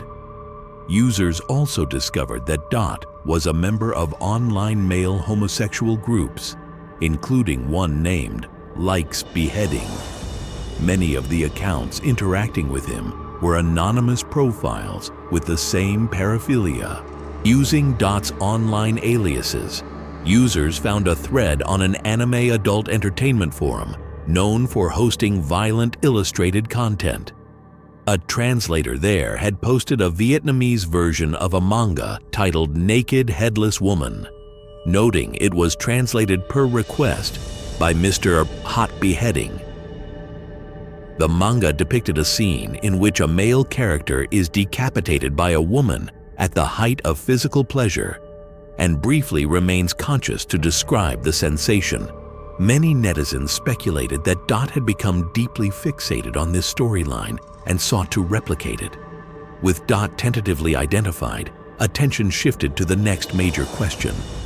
Where did the killing actually take place? The earliest clues came directly from the footage itself. A closer review of the butchering video revealed a small but significant detail. When the executioner panned the camera, a plastic water bottle briefly came into view. The label appeared similar to Lavi, a well-known Vietnamese brand. Another detail in the footage drew attention. A yellow bottle of dishwashing soap with Chinese characters on the label. Vietnamese forum users began comparing household items visible in the footage to everyday products used across Vietnam. Taken together, the Lavi bottle, the dish soap, and the kitchen tools, the emerging theory was that the killing happened in a Vietnamese province near the northern border. And if that was true, was the executioner a Vietnamese man living in that region? As speculation about the executioner intensified, the internet sleuths switched focus to piecing together a timeline. On Dot's Facebook account, there was a post from January 25th, 2025. 3 hours left until the execution. This date aligned with the final activity recorded on the beheading forum account. Also January 25th, 2025. The implication seemed clear. This was the day the killing took place. But there was a problem with that theory. This January 25th post wasn't the last post on Dot's Facebook account. That wouldn't be until months later, on June 10th, 2025. From now on, I'm logging off this account for good. If he truly died in January, how was he posting in June? This inconsistency led to one theory proposed by the online community. Dot's execution was on January 25th, 2025. But the executioner kept his phone and continued using it afterward, managing his accounts, reading his messages, and eventually posting the final status on June 10th. This theory gained more traction when an anonymous account released a screenshot of a chat log with Dot. The message, dated February 25th, 2025, stated simply that Dot had been beheaded. When pressed about what he knew, the anonymous account claimed he was familiar with the executioner and even provided a name: Chung. The sleuths began looking through Dot's Facebook friend list for anyone named Chung. Several profiles fit, and accusations spread quickly. One man in particular became a focus, largely because his profile was public and easy to inspect. Despite this, his online behavior drew attention. In 2022, he had liked one of Dot's posts about beheading. When the case went viral and users began tying his name to the incident, he quietly removed the like, but screenshots of it were already circulating. In the days after the videos spread, Dot's Facebook became flooded with comments, many from users outside of Vietnam who had just discovered the story. Then, in early August, something unexpected happened. The entire account was locked and became inaccessible. This only strengthened one uneasy theory: that the executioner himself had been watching the account, reading every comment, and finally locking it once the pressure became too much. After that, the case went quiet. The discussions thinned out, and no new clues surfaced.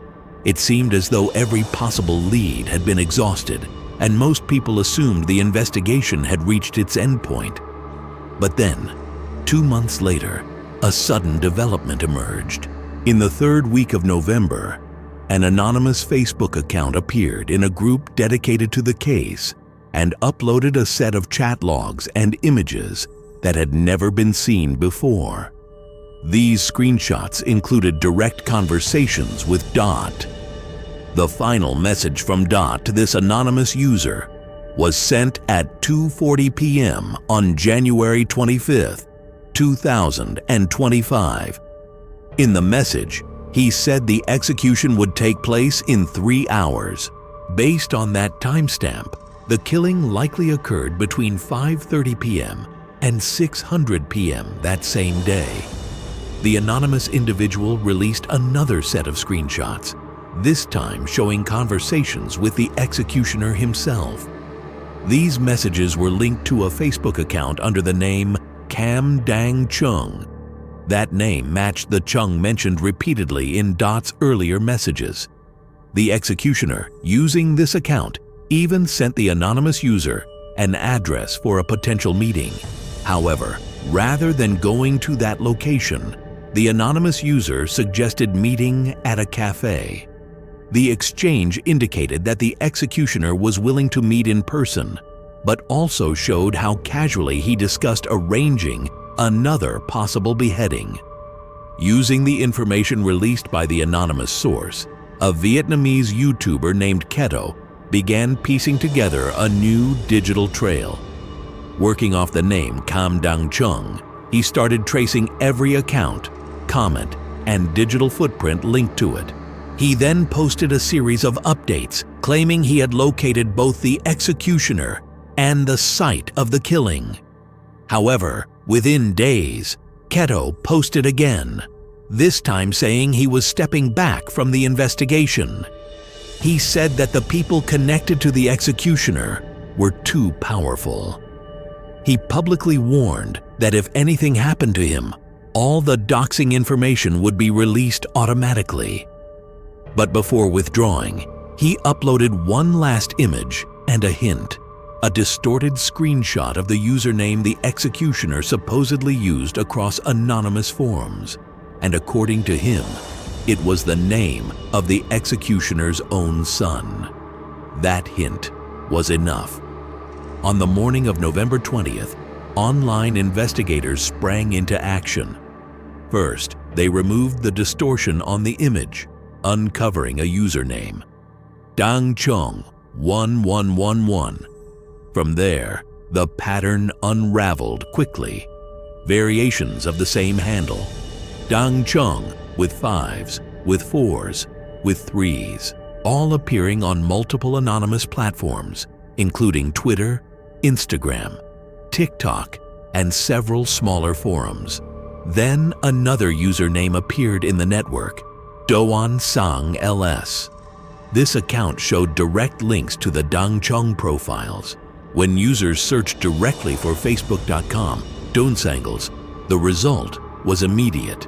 A public Facebook profile appeared, showing a full face, a location, and an occupation, all under the name Dan. Was this it? Was this their guy? Online investigators started digging. They quickly uncovered his full name, Doan Van Sang, and learned that by 2025, he was already retired at age 59. His former role was significant. He had served as the Deputy Principal of Market Management Department No. 4, located in Lang Son Province, Vietnam, one of the northern provinces previously mentioned. Another detail stood out. He wasn't just a retired civil servant.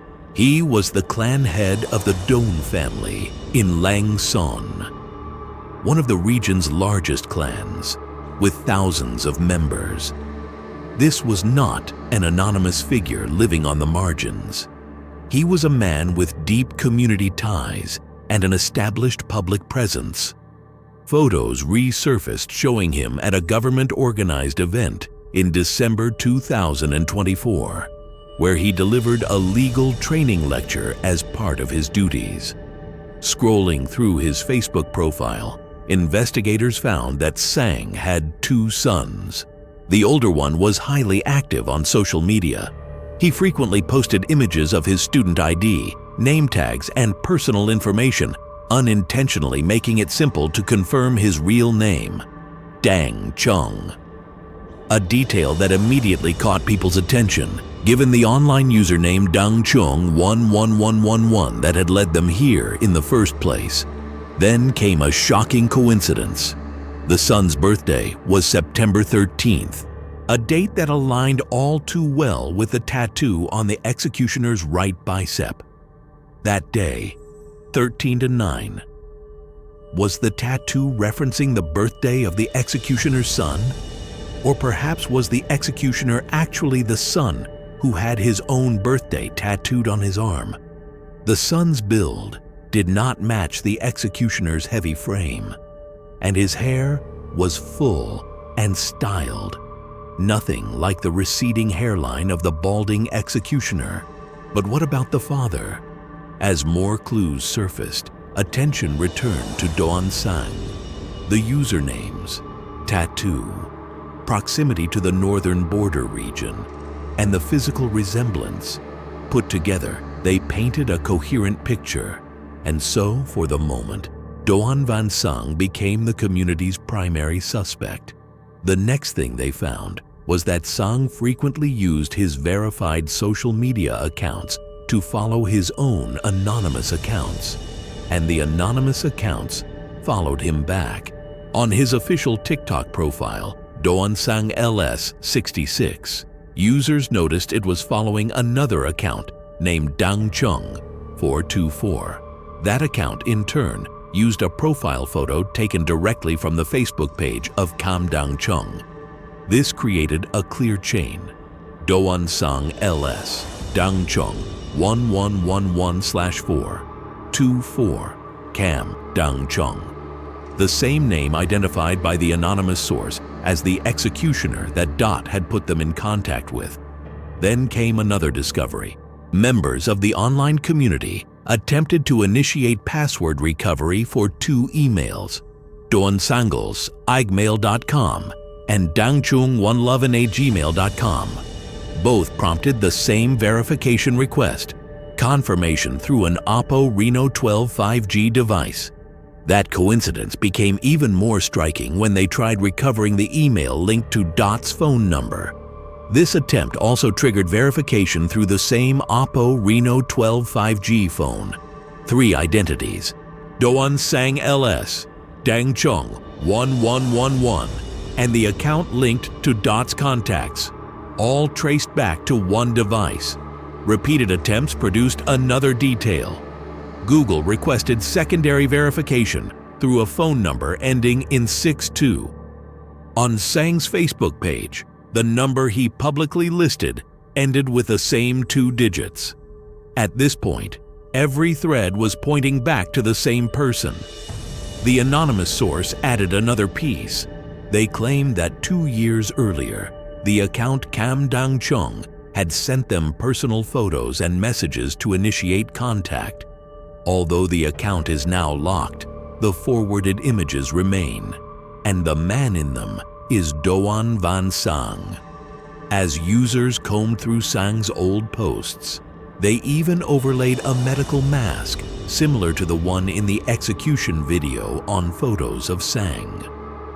Once the mask was placed, it seemed the hairline and eye shape aligned closely with the executioner seen in the videos. A second Facebook account belonging to Sang had already been locked by late November, but not before someone archived a photo of him sitting in his workplace while wearing a mask. When compared with the executioner, the shape of the receding hairline was noticeably similar. Then came a more decisive match. A composite image circulated online showing 3 everyday photos of Sang placed beside a still frame of the executioner. All 4 images displayed the same circular birthmark on the outer left shin. Another composite showed a second match, a birthmark on the front of the right shin, appearing in both the executioner's image and a casual photo posted by Sang. The most significant comparison focused on the right bicep. In the executioner's video, a dark birthmark extended upward toward the armpit. On Sang's Facebook, Users found 2 photos where his sleeve shifted just enough to reveal the same distinctive mark in the same place. And finally, the tattoo on the executioner's arm, that day 13 to 9, were clearly visible. A photo on Tsang's page showed him with a tattoo in a similar spot. The details of the tattoo were unclear, and it wasn't certain whether the camera had mirrored the orientation. But the positioning was enough to raise suspicion. At this point, the physical markers were piling up. Not just similar facial features or clothing, but birthmarks and tattoos with matching locations and digital accounts, all tied together and leading to the same cell phone. Each piece alone proved nothing. Together, they formed a profile that was becoming impossible to dismiss, especially once online investigators began comparing the executioner's surroundings to places linked with Don Van Sang. In one of his TikTok videos, a green wooden door appeared behind him, a door nearly identical to the one visible in the butchering video. Then another match surfaced. On the official website of the Agency for Domestic Market Surveillance and Development, users found an article featuring a photograph of Sang at work. When the image was enlarged, the background revealed red patterned wall tiles and white counter tiles, the same design seen in the kitchen of the butchering footage. This raised the possibility that the killing took place inside a market management department office. Online investigators continued to dig through publicly available MMD reports and images.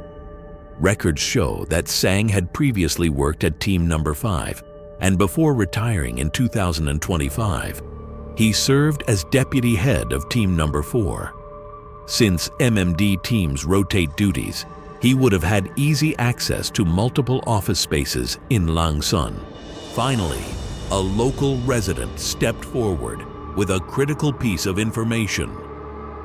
They noted that the address where Kam Dang Chung had arranged to meet the anonymous friend of Dot sits only a short distance from the old Team Number 5 office. The resident also mentioned that the MMD office was known for keeping aggressive guard dogs, something that aligned with the frequent sound of barking in the videos.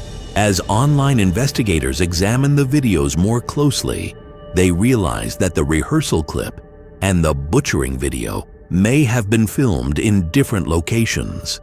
Several background details lined up with near-perfect precision. The same plastic plant, the same pair of cabinet knobs, the same uneven gap between 2 cupboards, and even a fan with distinctive blue blades. When viewers matched Sang's TikTok frame by frame against Google Street View images of the Team Number 3 office, the similarities were overwhelming. The same white door, the same red brick pillars, the same decorative framework under the roofline, even the same climbing vines, and the distant red tile roof appeared in both clips. This suggested a clearer timeline. Dot met the suspect at the Team Number 3 office for the rehearsal, then was brought to another site for the butchering video. A question remained. Why commit such a horrible act at a government office? To understand that, it helps to look at the timing and the suspect's position. He occupied a senior position within the MMD, which meant unrestricted access to the building and its facilities, and the date believed to be the day of Dot's death, January 25th, coincided with the 26th day of the final lunar month and the first day of the Lunar New Year holiday. During this holiday, government offices are vacant because people take 7 to 10 days off to return to their hometowns and visit family.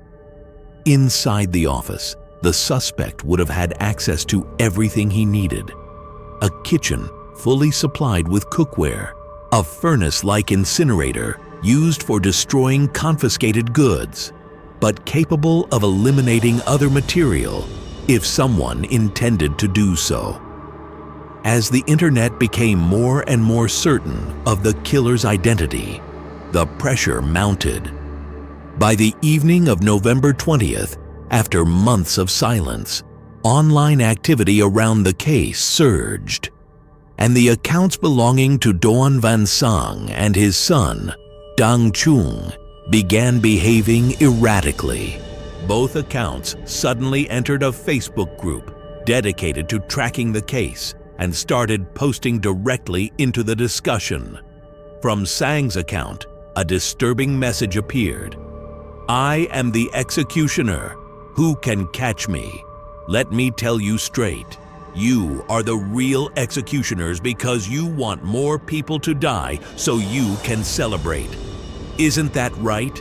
I lived 60 years in this world. I'm no longer afraid of death." He escalated further by saying, "Who exposed me? Show yourself, and anyone who wants to meet me is invited to my house." It was a bizarre shift in tone, aggressive and almost taunting. But why would someone already under suspicion post messages that only deepened the suspicions around him? What would drive a man to taunt the very public trying to bring him to justice? Later, Sang tried to downplay his presence in the group, commenting he had only just found out about it because people tagged him. But that wasn't true. A group member had already saved screenshots of his activity, showing that his account had been in the group earlier and had interacted with posts before November 20th. In one example from early November, when someone complained about the lack of progress in finding the executioner, Sang reacted to the post with a laughing emoji. But it wasn't only Sang losing control. His son, Dang Chung, posted a picture with the status taunting the online community. "Come on, it's just a few pieces of human meat." Within the hour, the father and son deleted all of these posts. But of course, screenshots of them were already circulating. Had it finally dawned on them how much evidence the internet really had on them? How safe did Sang believe he was? Was he convinced that even if the internet exposed him, nothing would happen? That he was untouchable? For a while, it looked as though he might be right, but events progressed far more quickly than anyone expected. On November 23rd, after weeks of collecting images, posts, chat logs, and geolocation clues, a Vietnamese Facebook group called On Set compiled their findings into an 88-page report on Google Drive and released it to the public. 4 days later, on November 27th, they released an expanded English translated version, a 106-page file laying out every step of the investigation. As we began digging deeper into the case, the situation in Vietnam started shifting fast. On November 28th, the Tien Hung Commune Police issued an urgent public notice. The warning addressed a document circulating online referring to the community's original 88-page Vietnamese investigation file. According to police, malicious individuals are deliberately amplifying information, inciting violence, and causing extremely harmful psychological effects on viewers. They went as far as to insinuate that the 88-page document contained pre-installed malware that steals accounts, steals money, and commits fraud. Citizens were ordered not to share such content under any circumstances, and if they did, they would be breaking the law. Anyone who received the file was instructed to delete it immediately and quietly report the sender. The public was also instructed to only receive information from official sources and to report accounts or pages spreading fake news. Within hours, state newspapers echoed the same warning. Some Vietnamese content creators even amplified it themselves, urging their viewers to avoid the document at all costs. A graphic poster spread online, claiming that anyone who clicked the file risked losing control of their social media accounts, having their data stolen, their devices encrypted for ransomware, or being used to scam friends and family. The message was clear. Authorities did not want the public accessing the community's investigation. On Reddit, a user described what came next: old posts disappearing, accounts wiped without explanation, and state newspapers threatening that anyone sharing the document's link could face fines up to 5 million dong. Inside the Onset group, the same message circulated: stop sharing the files or risk consequences. For many following the case, the government's response was a clear attempt to control the situation. Vietnam remains under a one-party communist system where news outlets are state-aligned and often frame information in ways to support official narratives. Even so, the attempt to suppress the community's investigation ultimately had the opposite effect. Instead of containing the story, it highlighted just how much information had already been uncovered without official involvement. According to a Reddit user, Vietnam's online community had been trying to get police to investigate Dot's murder since July 2025. Contacting officers, local authorities, and even Dot's surviving family.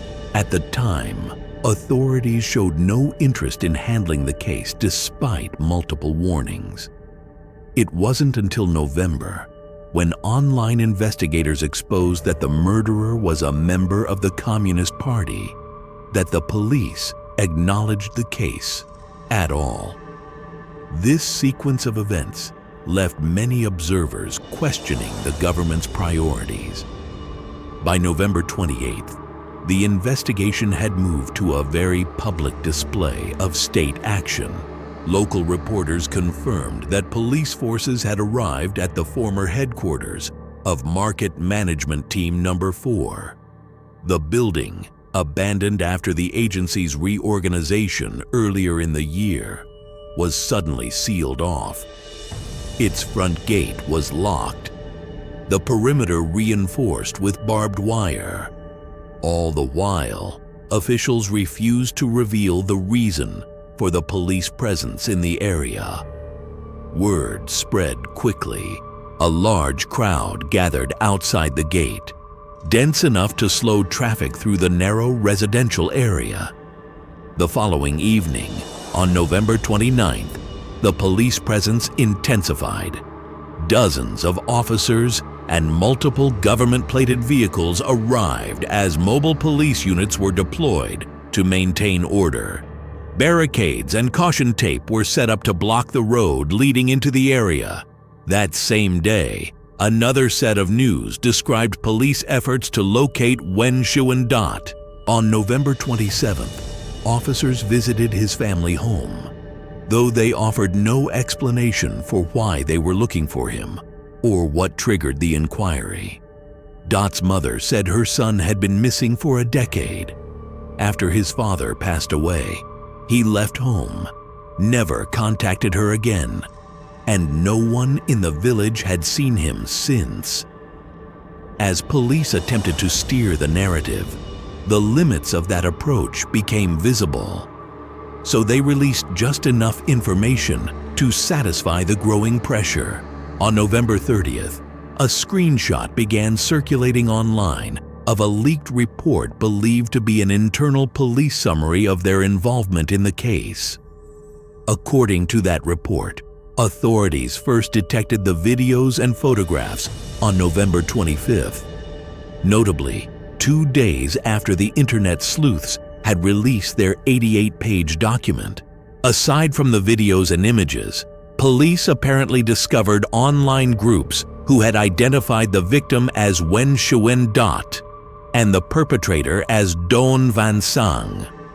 On November 27th, forensic examiners reviewed the footage and found no signs of AI generation. Then, on November 28th, police received a statement from Dot's village chief and collected a hair sample from Dot's mother for DNA comparison. That same day, investigators conducted an on-site examination at the workplace of Market Management Team Number 4. Inside Team Number 4 offices, police apparently found a kitchen and restroom matching the layout seen in the beheading video. Beneath the sinks and inside the drains, they recovered 3 suspected human teeth and multiple bone fragments. All were sent for forensic analysis. Later that day, police searched Sang's residence and seized 2 jackets resembling the one worn in the footage prior to the killing, along with a heater identical to the one visible in the earlier portion of the beheading video. Investigators also recovered Dot's phone from Sang's sister. She reportedly told police Sang had given it to her. The leaked report also stated that during initial questioning by police, Sang confessed. He allegedly told investigators he met Dot online around 2020 through a website dedicated to extreme content involving people seeking staged deaths. Dot repeatedly expressed his wish to be beheaded and even offered money to rent a location for it. By mid-2024, Sang agreed to carry out Dot's request. On January 25, 2025, he called Dot to the MMD Team Number 4 office, where Dot arrived with 2 knives. That evening, Sang killed him, dismembering the body, boiled portions to delay decomposition, smashed the bones, and distributed the remains into roughly 10 bags. Some, he said, he fed to his dogs. The rest, he discarded across temporary garbage sites. 2 days later, he claimed to have thrown the knives onto a tow truck parked along the roadside. A Reddit user claimed the leaked document wasn't an accident at all. He said that authorities themselves released it, not to inform the public, but to quiet them. In his words, the leak was meant to show that the police had taken action while carefully suppressing every other detail of the investigation. Police did not confirm whether the leaked screenshots came from inside the department, although they did not dispute it either. 3 days later, the government released its first official statement. On December 3, 2025, the Ministry of Public Security published an official statement. The article included a single photograph, Doan Van Sang, in handcuffs between 2 officers. The ministry confirmed what the internet community had been reporting for months, that Sang had murdered Wen Shu and Dot, and after the killing, attempted to erase every trace of the crime through cleaning, disposal, and general destruction of evidence. According to the document, investigators issued a decision to prosecute and an arrest warrant for Sang on November 29, 2025, on charges of murder. But even as they confirmed the suspect and the crime, the ministry maintained one part of an earlier narrative. The community-circulated case file, they said, was still harmful, still dangerous, still not to be shared. This case is only now beginning to gain international recognition. But beneath the surface, it is far more complicated than it first appears. Wen Shu Dot was a deeply vulnerable man in need of help. And somewhere along the way, the system failed him. And that same system then seemed ready to protect the man who killed him. Without the relentless work of Vietnam's online community, it is unclear when, or even if, Doan Van Sang would ever have been brought to justice. Despite repeated warnings and threats, Vietnamese netizens refused to be silenced. Even now, they continue to investigate the remaining unanswered questions of this case, such as, had Sang claimed other victims besides Dot? And did Sang act alone in Dot's murder? Their plea for help to bring this case to the attention of the outside world has done more than expose a horrific crime. It has revealed how the people of Vietnam are forced to fight not only for truth, but for their right to speak it. However, we would be naive to think that this is a problem isolated to just one country. There have always been those in wealth and power who suppress information and skew narratives to their advantage. So we must be critical of what we are told before accepting it as fact. After all, there is always more than one side to any story. And the truth is out there. Sometimes it just takes some digging to find it. If you've made it this far, I want to thank you. This video has been one of the most difficult we've ever produced, not just because of the content, but because of what it represents. The fragility of life, the weight of choices, the thin line between order and chaos. Before you go, I need you to do 3 things. First, hit that like button. Second, subscribe to this channel and turn on notifications. And third, leave a comment telling me what you learned today. Tell me about a small decision you've made that changed your life, or tell me which story shocked you the most. Because these stories matter. And the only way we can prevent them from happening again is by understanding them, by recognizing the moments that matter, by making better choices. Thank you for watching. And remember, one small decision can change everything.